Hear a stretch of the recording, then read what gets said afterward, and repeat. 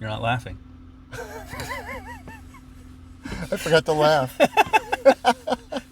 Hey! Hi. It's us! How you doing? I'm Alan Parks. And I'm Mark Larson. And we are The Smart Fellers. And today we're going to rip off Jerry Seinfeld.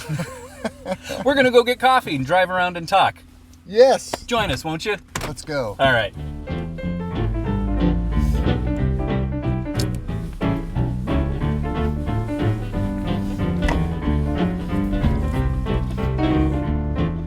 What do you want to talk about? I don't know. It's such a beautiful day here in the Napa Valley that we decided we're going to do the video in the car and drive around and show you, kind of where we live. Well, Mark lives up here. I live down at the other end of the south end of the valley, in the big city of Napa. Big city.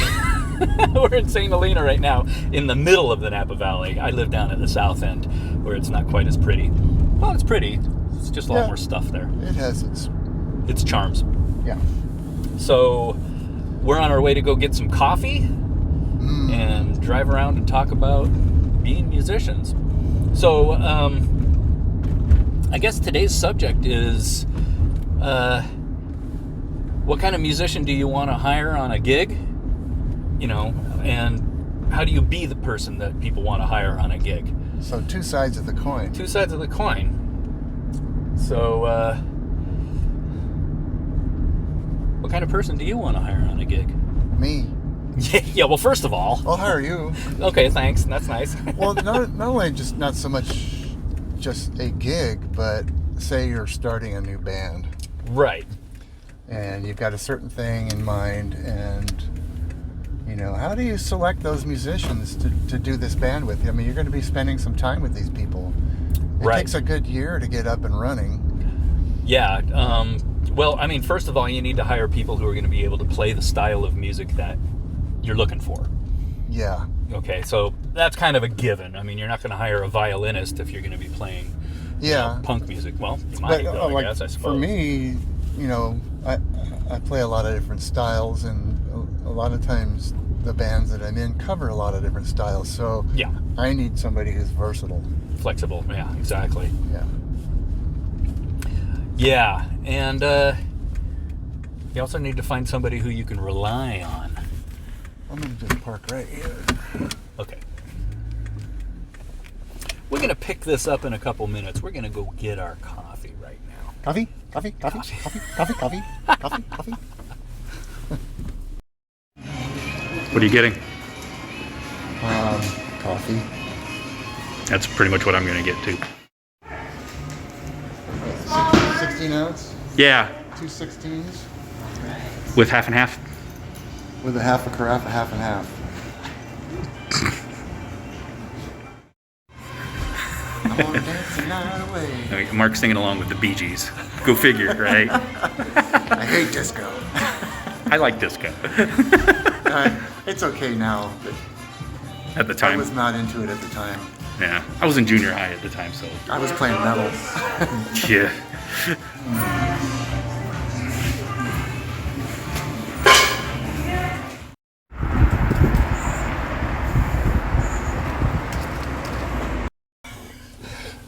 Line up your sip hole. Alan, is your sip hole lined up? I've got my sip hole. Oh no, look what they did to me. Oh, is your sip hole right on the seam? My sip hole is all messed up. That's dangerous, man. Okay, what were we talking about? Oh, how to be a good musician and how to hire a musician you want to hang out with. Right? That basically it? Yeah, how to be that guy. And not be that guy. Nobody wants to be that guy. We've all worked with that guy. Yeah. All right. So we were saying, you want to hire somebody with the capabilities. We were talking about flexible. Well, I mean, faceted. But some gigs are actually just one kind of thing. Yeah. So get somebody who does that one kind of thing. Right. Boy, have you got a penchant for hitting the rough roads. Well, this town, they need to do something about this. You hear that, Jeff? He knows the mayor. coffee is good. Enjoyable coffee. Let's talk about the drinking issue. Wow, getting right to the chase, aren't you? Yeah, because that, to me, that's kind of like the first thing I look at. It's like, okay, is this person getting drunk at gigs? I don't mind. I mean, like, you drink. I drink. But you don't get drunk at gigs. No. You have a few drinks, and that's that. My general rule is like a beer a set.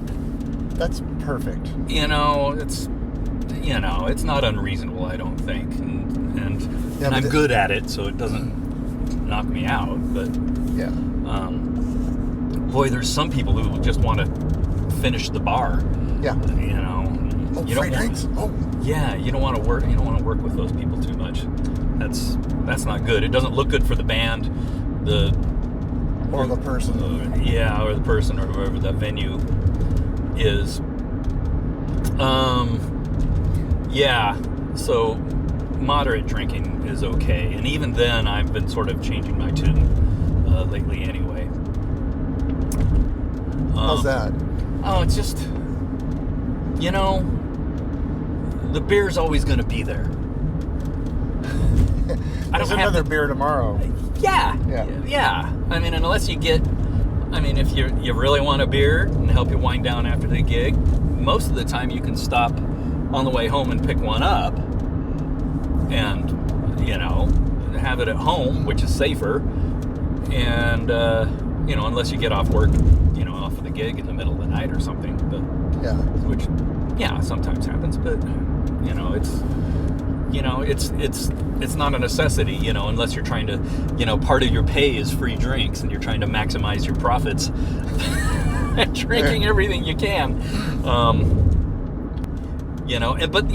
But also the same thing goes for food. Yeah. It's like, we'll feed the band, and if it's a restaurant, you're not gonna, you don't want to sit there and order, the filet mignon unless they offer you. Offer something reasonable. Get some pasta or something. Which has happened to us. Oh yeah, it's happened. Yeah. Sure, but order something that's reasonable on the menu, and also that doesn't take a long time to prepare, because a lot of time you have to eat on a break. And hire fast eaters. Hire fast eaters. So a lot of the same issues go for food as well as well as the alcohol or drinks. You know what? And I was just thinking that there's some bands who that's their thing. It's all about partying, and it's about the party. Right. If that's your thing, you can disregard what we just said. But good luck getting hired a lot, though. You'll play in a lot of bars, maybe. Yeah, and you probably won't go beyond that much. Yeah. So that's cool. Yeah. So basically, we've got get people who can do the gig you want to do, not get all hammered at the gig, and geez, or rehearsals. Nothing slows down rehearsal more than a lot of beer. Yeah. Or a lot of weed. Or showing up for the rehearsal. Or showing up prepared for the rehearsal. So a lot of people, don't know this, but a lot of people do know this, that band rehearsals are just to get together what everybody has already practiced at home. Right, yeah, and that's what I preach also, is there's a difference between practice and rehearsal. Exactly. Right? Practice is learning your part at home and concentrating and learning what you need to learn to go to rehearsal. Yeah. There's nothing worse than having to stand around and wait for somebody to figure out their parts. Yeah, totally. It's a waste of time for everybody else. And exactly. And then there's also the person, and we've worked with people like this, that will practice their parts on stage between songs. They'll have to noodle that lick, or they have to fool around with what they need to know for that song. Well, between songs. I admit I have done that, but I've had just turn your volume off.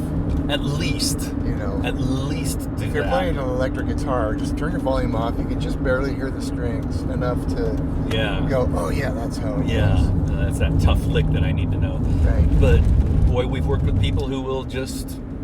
But it wasn't because I hadn't rehearsed my part. It was just one of those parts that was really hard. Yeah, you know? yeah. Exactly. But we've worked with people who are practicing their parts on stage. Also, between songs, it's best if you're not noodling. Yeah. Don't play between songs. I mean, if you're checking your instrument to make sure that pickup is actually starting to work or something, or going out or whatever, is one thing. But we're getting so wobbly, we're getting off center. But don't noodle, and especially don't start playing a song that the band doesn't play. If you're at a salsa gig, don't start playing Sweet Home Alabama. Everybody's going to think you're going to play that song. Exactly, and then they're going to want it, and it's like, well, we don't know it. Skinner! Oh boy. Faber! Yeah, boy, have we all been there. And now here's a point, not necessarily on the gig, but putting the band together. Try to hire players that are at least as good as you, if not better. Yeah. I mean, performing live is still a learning experience. As much as you think you know, there's always more to know. And always. Yeah, and play with people better than you, and they're going to make you sound better, and they're going to make you play better, because you're not going to want to embarrass yourself. So that's a good way to go. And not to say that you shouldn't give the new kid a chance. It's nice to give young players and experienced players a leg up a little bit once in a while. Yeah. But you got to make sure that they're going to at least hold their end up. They're going to be able to keep up with you.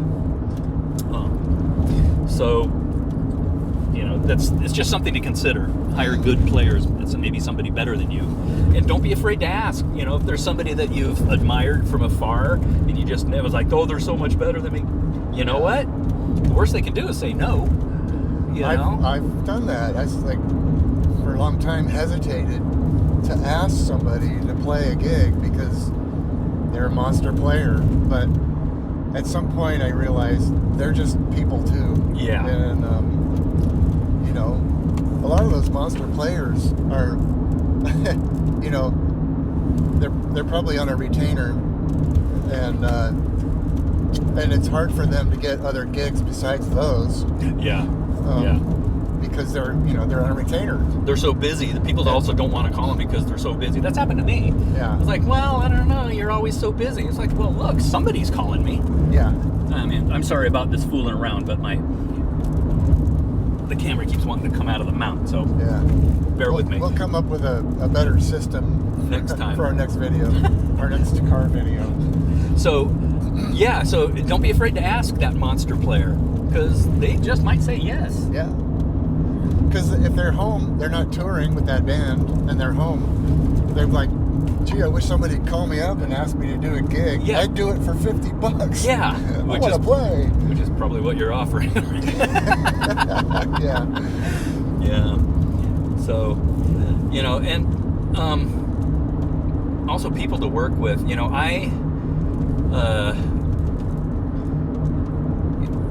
When I was young, I was in a band. It was a little Dixieland trio with my best friend and another player, and we were all really good buddies. And this person we sort of hitched our wagons to him, and we worked a lot, and we spent an awful lot of time together. And it ended up he ended up being a very toxic person. And we just didn't really realize it, and we were so invested in the band, and we were working our tails off all over the place. He did us a favor by quitting the band before we had to get up the gumption to fire him. But really keep your eyes open for that. The drugs were just, and the booze not pretty, and I got sort of pulled along for the ride. And that band broke up in the mid '90s, and I'm still feeling the effects of it. The after effects and the echoes of it are still there. Wow. In many terrible ways, and it's a episode of my life that I really regret. Yeah. It gave me a lot of experience, and I got around a lot, and I played a lot of gigs and made some money, but Yeah, oftentimes people like that, they're gonna end it for you, but it's gonna be later than sooner. So you have to go through the pain of living with them. yeah. Working with them. Yeah. So better to try and forecast that kind of stuff. Yeah. Than have to. It feels Listen to your other friends. If they're telling you also, you need to listen. Totally.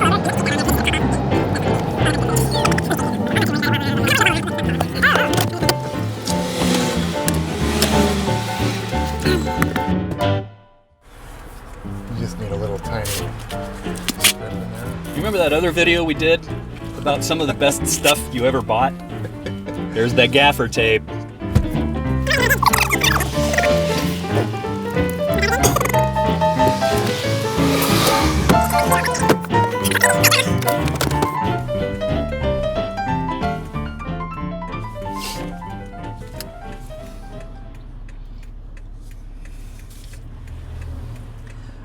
Napa Valley Coffee Roasting Company. When visiting Napa Valley, Yes. go to Napa Valley Coffee Roasting Company. Locations in Napa and St. Helena. Commercial? Are we having a commercial break? Yes, this is a non-paid sponsor. I mean, if they want to pay us, Hey, I'll take it. we were in no way paid. Yeah, we endorse this product because it was available, handy. Though I should give a shout out to my friend Derek with Ohm Coffee Roasters. He just doesn't happen to have any locations in St. Helena and Napa right now. He has a location in my refrigerator. He has a location in the refrigerator. Well, he has a truck, but that's down in Napa usually. Anyhow. So we just finished with a story about careful who you hitch your wagon to. Right. And be careful about people who give you the line, stick with me, kid. You'll go places you've never been before. people say that. I had this guy say that. They will say that. And they're usually full of shit. Well, he was right about, Going places? Well, no. That was the largest audience I ever played for, I guess. Oh, okay. But beside that, Yeah.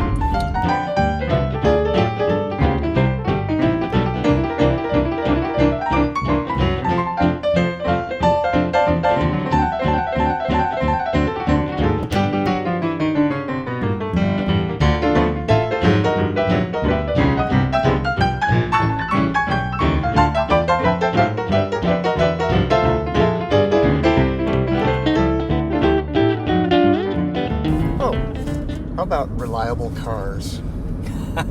Yeah, you don't want to be saddled with the guy who needs a ride to the gig all the time. Because he usually doesn't live anywhere near you. It's fine if it happens once in a while, but Yeah, I mean, well, like if his car's dead, then, Yeah. once in a while. And you and I carpool every chance we get anyway. that's because we want to. Just because we I like mean, each other, we could drive our own cars, but we enjoy each other's company. Right. So that's why we're making a video. This is what we do. We drive around and drink coffee, Usually to a gig. Ain't no gig right now. or stop at In-N-Out. Yep. I did that earlier Oh, on the way up to your house. we don't have an In-N-Out in St. Helena. You don't have any oh, you got an A&W in St. Helena. That's it. So, Reliable cars. reliable cars, yeah, make sure they can get to the gig, or even if they have a reliable car, they will show up for rehearsal. Yeah. Some people flake out on rehearsal all the time. Oh yeah. Oh, I didn't have the gas. I didn't have the gas. Yeah, or they're we're just all, flaky. You know, we're all paying for gas to get to the rehearsal. Yeah. You know, and you know, musicians have there's, you know, the stereotypical musician is flaky. That's a stereotype, and it's not true that it's all not musicians true. are like that. But there are some. There's enough people to create the stereotype. Yeah. That's for sure. But if you're going to commit to do something, do it. You know, don't stand them up or put it off.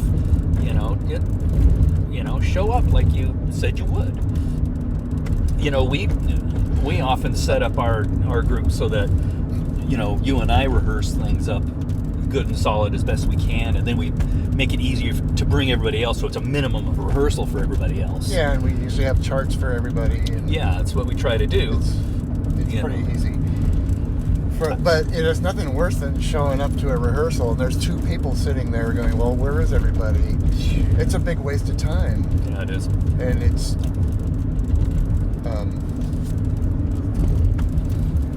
inconsiderate. Yeah, it's very inconsiderate. So, you know, people with a reputation of, you know, for showing up, it's good. You know, there's some quote from somebody or other, so 90% of everything is just showing up. That's how I actually got started in big band gigs many years ago, is I would just show up. I would show up. I'd stop by the local college's big band rehearsal one night, just see, okay, maybe they need a bass player. They only need one bass player, but, you know, maybe they'd be okay with me playing. But it ended up that the bass player didn't make it that week, wasn't going to make it.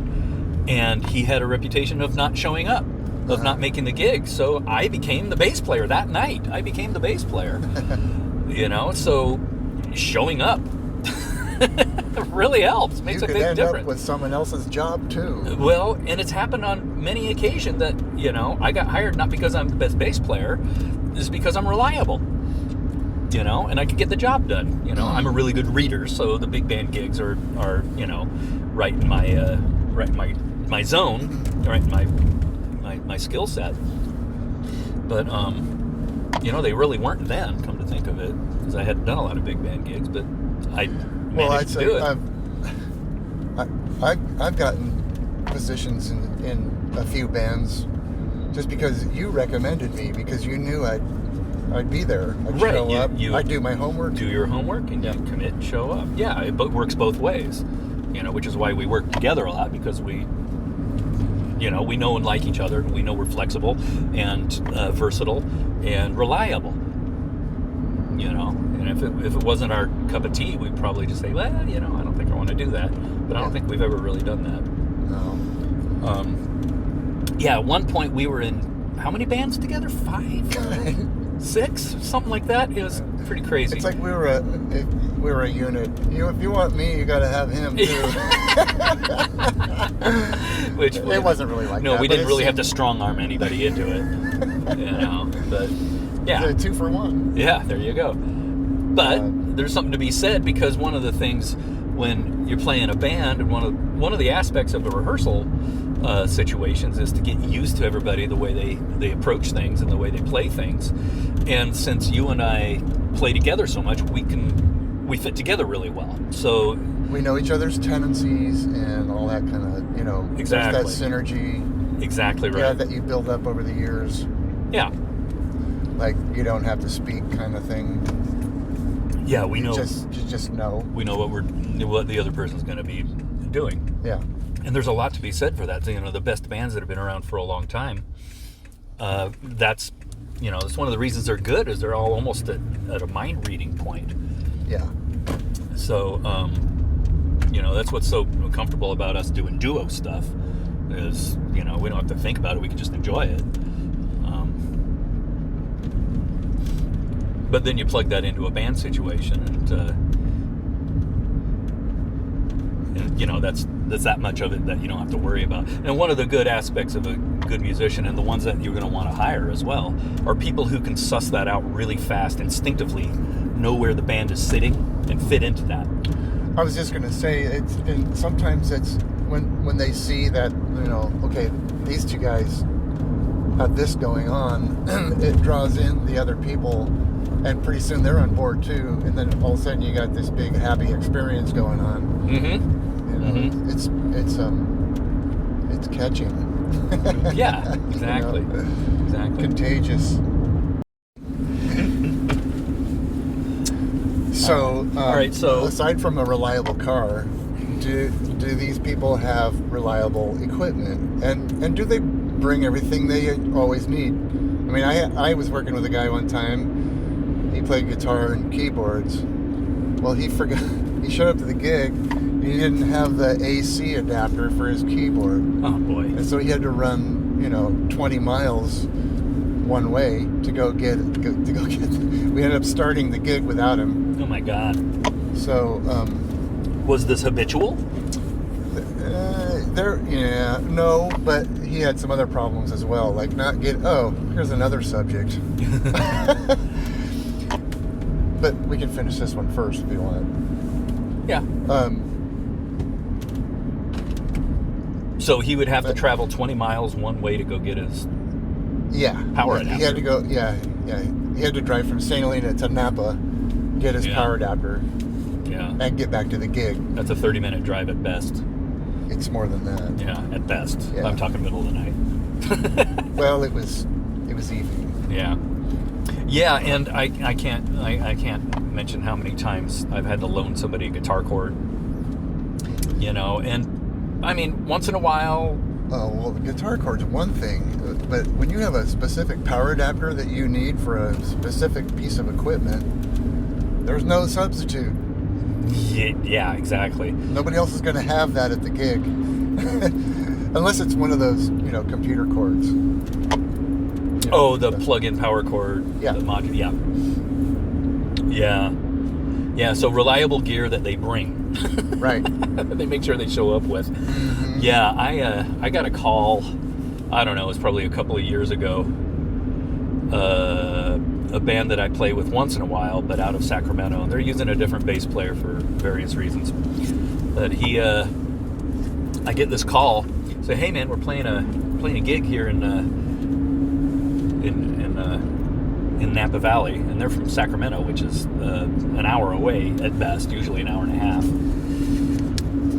Our bass player forgot his bass. Ooh. He forgot his instrument. Was that a one-off? That was a one-off, but I've heard stories about this guy. Uh-huh. Well, and it may not be the same thing all the time. That's where I was going to go with this other guy that forgot his power cord. If it wasn't one thing, it was another? Well, I mean, he had a tendency of not calling me back when I would call him about a gig. Oh, well. So a person may, be weak in one area, but also weak in another area that you don't know about. Yeah. Yeah, you definitely want to make sure that if they're on the gig or not. Well, we lost gigs because of that. Because it took too long for him to get back to me, even though I'd hassle him. By the time I got an answer, the gig was gone. Yep. So. Yeah, and no matter how hot of a player you are, just remember you are replaceable. And to me, sometimes it's not always about how good you are. It's about how reliable you are, or how good of a hang you are. Exactly. And so, yeah, reliable. And reliability is a big one. Right. And then there's another one stems from the joke, how do you get a musician to complain? Get him a gig. Musicians like to complain. Don't complain too much. I've been guilty of complaining too much, and I'm trying to rein that in. Of course, Mark doesn't take it. He just smacks me back in the face with it, which is good.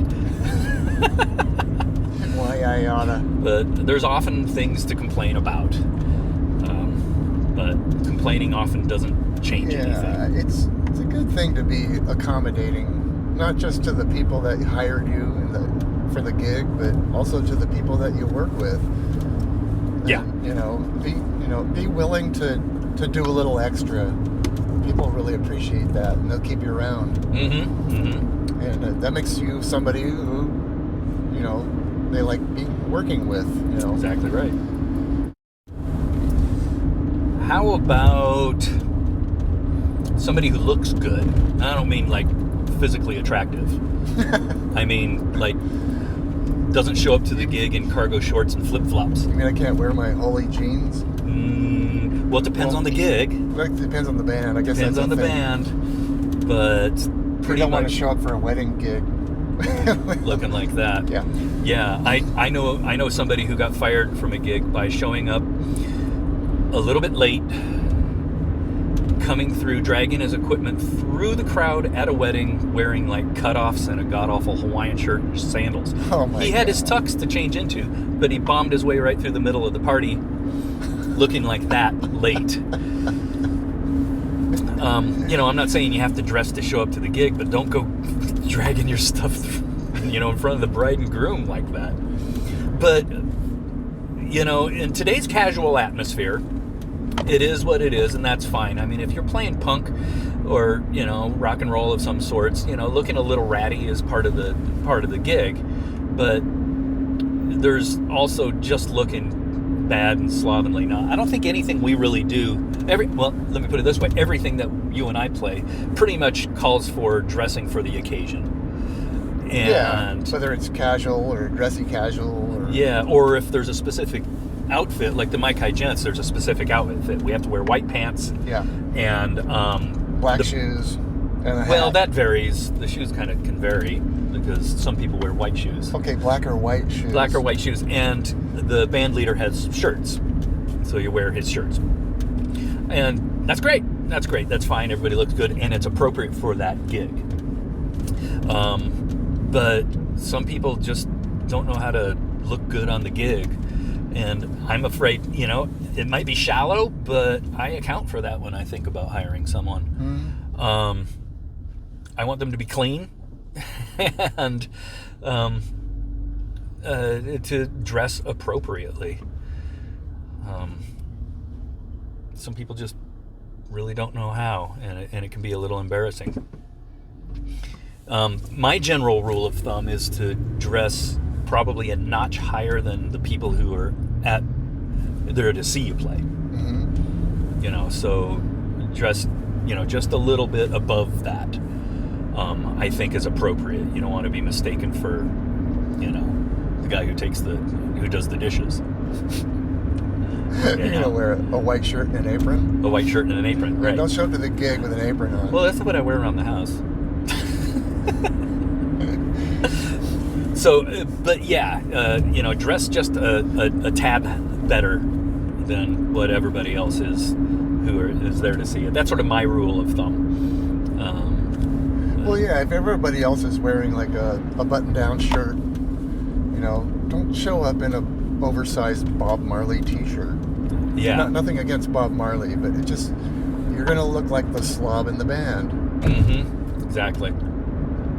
So, we get teased. Mark and I get teased quite a lot. It's like, did you guys call each other to see what you're wearing? It's like, well, yeah. Sometimes we do because... We do? Because we wear the same color shirt inadvertently, yeah. Well, like we did that video with Sean, that Smart Fellers video with Sean. Last year, and we all showed up in burgundy shirts. Yeah, pretty much the same color shirts.